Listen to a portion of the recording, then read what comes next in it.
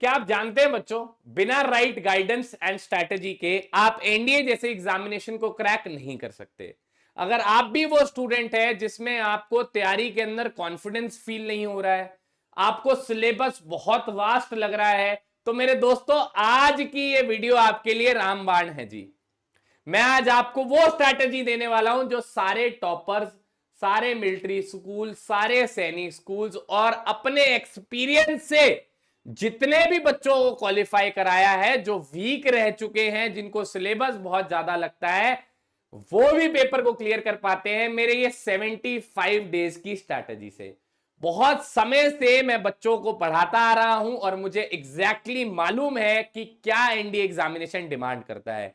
अगर आप भी चाहते हैं अपनी तैयारी को नेक्स्ट लेवल पे लेके जाना, तो बिलीव मी, ये वीडियो आपके लिए बहुत ही ज्यादा जरूरी है और हर एक बच्चे के लिए जरूरी है जो आपका दोस्त है, जो आपका मित्र है, जो आपका साथी है, जो एनडीए की तैयारी कर रहा है। आज की इस वीडियो को उसके साथ भी जरूर शेयर करना, बिकॉज आज की इस वीडियो के अंदर 75 डेज के अंदर कैसे आप एनडीए की तैयारी कर सकते हो और क्या सिलेबस आपको कवर करना है, क्या क्या पढ़ना जरूरी है, किधर से सवाल आते हैं, वो सारी चीजें mathematics as well as GAT दोनों पेपर के लिए कौन से पोर्शन जरूरी है, आज इस वीडियो के अंदर बताने वाला हूं। सिर्फ यही पढ़कर जाओगे अगर आप, तो बहुत इजीली 450 से 500 मार्क्स आप एनडीए रिटन एग्जामिनेशन में लेकर आ सकते हो।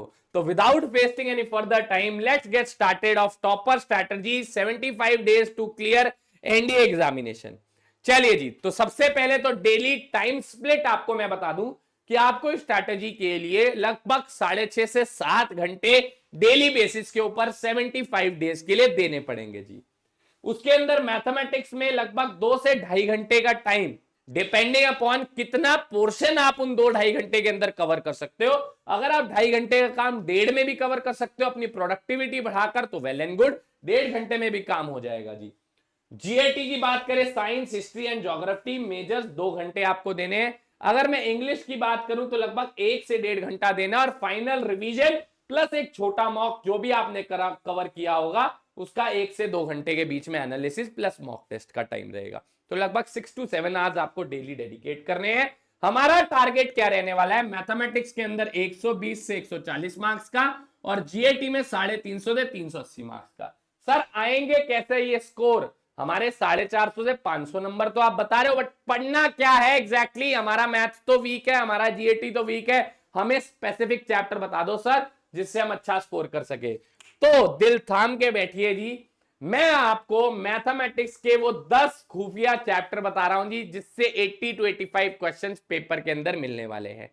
आप इस वीडियो को पॉज कर स्क्रीनशॉट ले सकते हैं, अपनी कॉपी पेन में नोट डाउन करिए, क्योंकि मैं मैथमेटिक्स और जीएटी पूरा सिलेबस आपके साथ रिवील करूंगा जिससे मैक्सिमम क्वेश्चन आते हैं। तो थोड़ा पढ़कर भी आप पेपर क्लियर कर सकते हैं। वैसे तो एनडीए के सिलेबस में लगभग 25 से 26 चैप्टर है, बट ये 10 चैप्टर मेजर्स है और ये यूपीएससी के फेवरेट है। ट्रिग्नोमेट्री की अगर मैं बात करूं तो 15 क्वेश्चन, प्रोबेबिलिटी में 15 से 16 question, PNC 6 question, complex number 5 question, functions 10 question, matrices and determinant 10 question, vector 5 question, statistics 8 question, sequence series 5 question, quadratic भी 5 से 6 क्वेश्चन। अगर मैं इन चैप्टर्स की वेटेज को जोड़ दूं तो लगभग 80 to 85 क्वेश्चंस आपको इन्हीं 10 चैप्टर में से देखने को मिलेंगे बच्चे। तो ये आपके मेजर चैप्टर्स हैं जो आपके पेपर में आपको लगभग 130 to 140 मार्क्स दिलवा सकते हैं मिनिमम। अगर आप इसमें भी एरर करते हो तो भी मिनिमम 130 से 140 स्कोर आपका रिटर्न में दिलवा सकते हैं इजीली। और ये 10 चैप्टर यूपीएससी के फेवरेट है और जितने भी टॉपर्स हैं सबके मार्क्स इन्हीं चैप्टर में ज्यादा आते हैं। तो ये chapter easy to cover plus सबसे ज्यादा मार्क्स होल्ड करते हैं जी पेपर के अंदर। ये 10 चैप्टर आपकी बिल्कुल टिप्स के ऊपर होने चाहिए जी। चल बात करते हैं हम लोग साइंस पोर्शंस की, क्योंकि हमारा मैथमेटिक्स के बाद मेजर पोर्शन साइंस और इंग्लिश आता है। पहले मैं साइंस की बात करता हूं जी। साइंस 3 पार्ट में डिवाइडेड है, केमिस्ट्री, फिजिक्स एंड बायोलॉजी। मैंने कोई ओवरलोडिंग नहीं करी यहां पर, वही पोर्शन लिया है सब्जेक्ट मैटर एक्सपर्ट से, हमारे टीचर से जो सालों से बच्चों को पढ़ाते आ रहे हैं।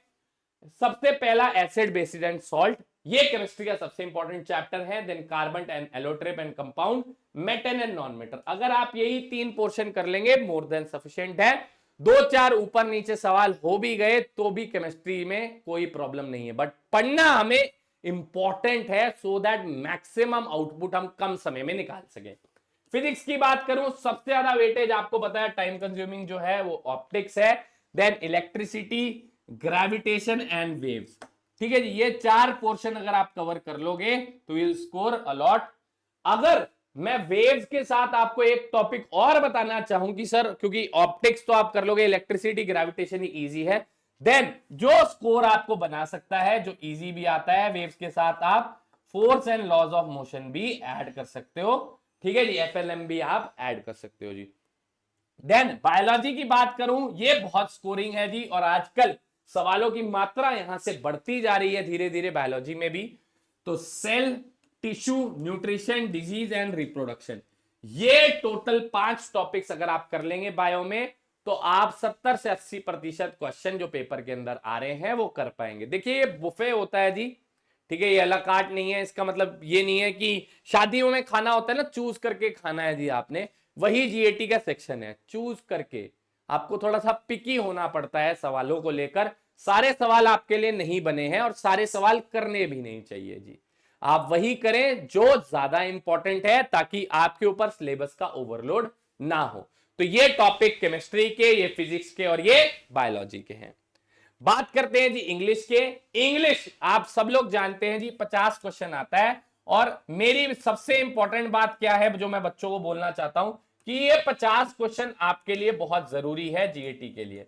ये 50 क्वेश्चंस आपका स्कोर बनाने में बहुत हेल्प करेंगे, बिकॉज इंग्लिश कंपैरेटिवली बाकी सारे सब्जेक्ट से आसान है और आप जल्दी इसको सीख सकते हो। और ऐसे ही शानदार हमारे 2 एडुकेटर, ठीक है, Dheeraj Sharma sir and Rishabh Deswal sir, आपको बहुत अच्छे ढंग से इंग्लिश का पहले ही ज्ञान पेड कोर्सेज के अंदर ऑफलाइन में ऑनलाइन में देते आ रहे हैं।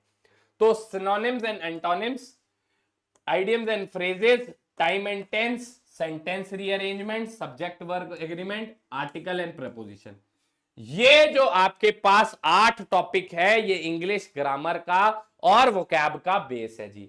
ठीक है, अगर आप इनको अच्छे से कवर कर लेंगे ये 8 टॉपिक्स आपको 50 में से नाना करते हुए भी 35 से 40 क्वेश्चन इजीली देके जाएंगे। अनटिल कॉम्प्रिहेंशन आपकी ऐड हो जाती है, वो किस्मत है जी, आ भी सकती है नहीं भी आ सकती है।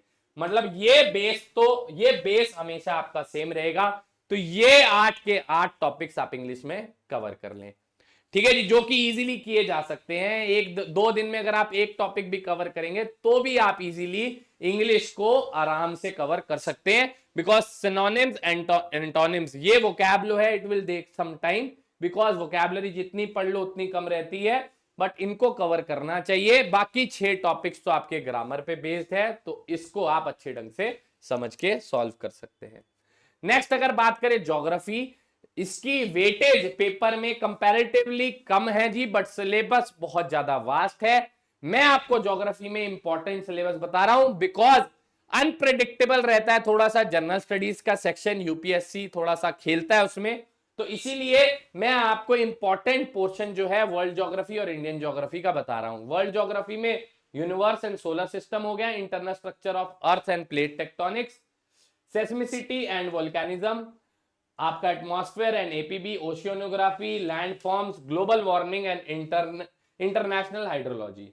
अगर हम लोग बात करें इंडियन ज्योग्राफी की तो position of India, sociography, hydrology of India, soil and agriculture, biodiversity and energy, ये सारे टॉपिक्स जो है हमारे सब्जेक्ट मैटर एक्सपर्ट्स ने बताए हैं, Sunny Verma sir and Parashar sir ने, कि कितने सालों से बच्चों को पढ़ाते आ रहे हैं, ज्योग्राफी का ज्ञान देते आ रहे हैं, जनरल स्टडीज पढ़ाते आ रहे हैं, यूपीएससी के एस्पिरेंट्स को, एनडीए के एस्पिरेंट्स को, सीडीएस के एस्पिरेंट को। तो ये कुछ इंपॉर्टेंट टॉपिक्स उन्होंने मेरे को दिए हैं जो वर्ल्ड ज्योग्राफी और इंडियन ज्योग्राफी के हैं, जिसमें देखा गया है कि ट्रेंड्स पेपर के अकॉर्डिंग इन्हीं टॉपिक्स में से बनते हैं।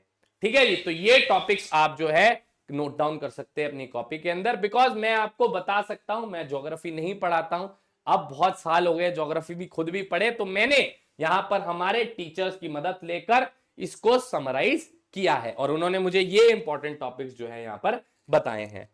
बात करते हैं जी हिस्ट्री की। हिस्ट्री में अगर आपको बोरिंग लगती है हिस्ट्री, तो मैं आपको एक चीज बताना चाहता हूं, अगर आप मॉडर्न हिस्ट्री भी कवर कर लेंगे तो भी पेपर में आने वाले 20 से 30% सवाल आप हिस्ट्री के कर पाएंगे।